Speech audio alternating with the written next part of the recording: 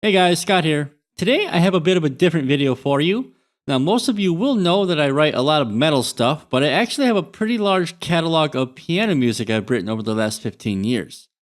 Today we're going to look at a piano library from Soundiron called Emotional Piano.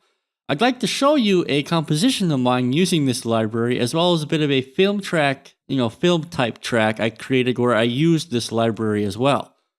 A huge thank you to the guys at Soundiron for sending me this review copy. I've got a couple more surprises from Soundiron actually to show you guys later, but enough chatting around. Let's go ahead and check out the songs and then look at the library more in depth.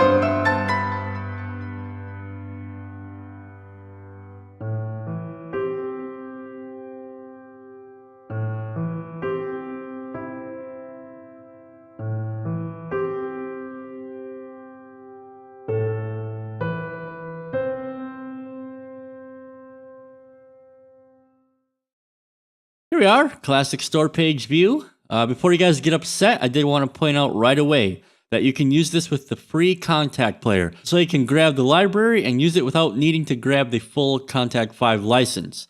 Anyway though, for those of you that have Kontakt 5, you can add it into the library, so that's nice. There's a ton of great information here. Soundiron always does a stellar job in that regard, so browse around and read up and listen to the demos when you're at the store page. Looking at the interface within Kontakt, it's actually pretty impressive how they put so much functionality into a very simple interface. The piano, it's very customizable, although it sounds quite impressive out of the box. You heard in the Moments of You demo track that it has many velocity layers, and if I had any talent to play a piano, or if I had a MIDI controller, I might even try playing it myself to try and squeeze a little bit more humanization out of it. Now, a couple interesting things to note are the ability to specify the velocity range. This is very cool because, let's say for example, you're working on a super loud or super quiet track. You can just automatically specify which velocity parts you want to use, and it's easier to humanize from there. What's also cool is they have included an option to simulate a damper on the highest piano strings so you can cut down on extra ambient ringing noise. Now the rest of the buttons here are quite self-explanatory, and if you're not sure what they do, you can just hover over them and then you're going to see a description right down here.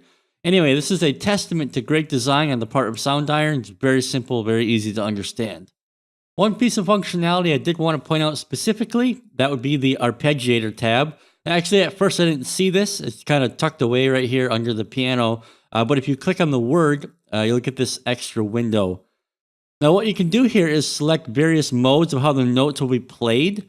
And you're essentially going to create arpeggios or rhythmic patterns or even step sequences of notes that you can program in and even save them and load them later. For some reason, I just can't speak English today, but I'm not going to edit this out because it's funny. Ultimately, I did not do this for the moments of... really, I can't speak English today. Let's try this again.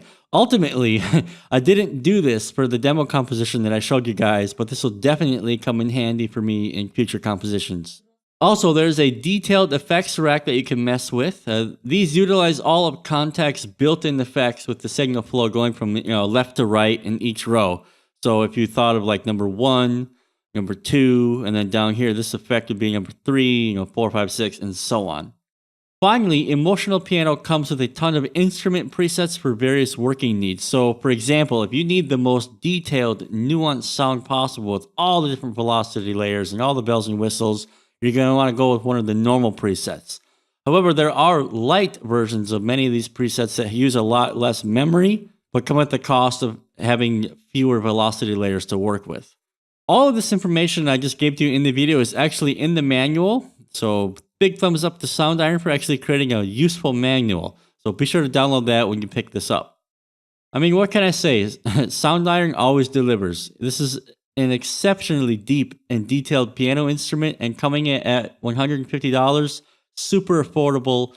Definitely a piano library you may want to consider if you're looking for, some new sounds, or you're doing any kind of scoring, or maybe even symphonic metal, or you actually play piano yourself and you want to start playing, with a MIDI controller into a DAW or something like that.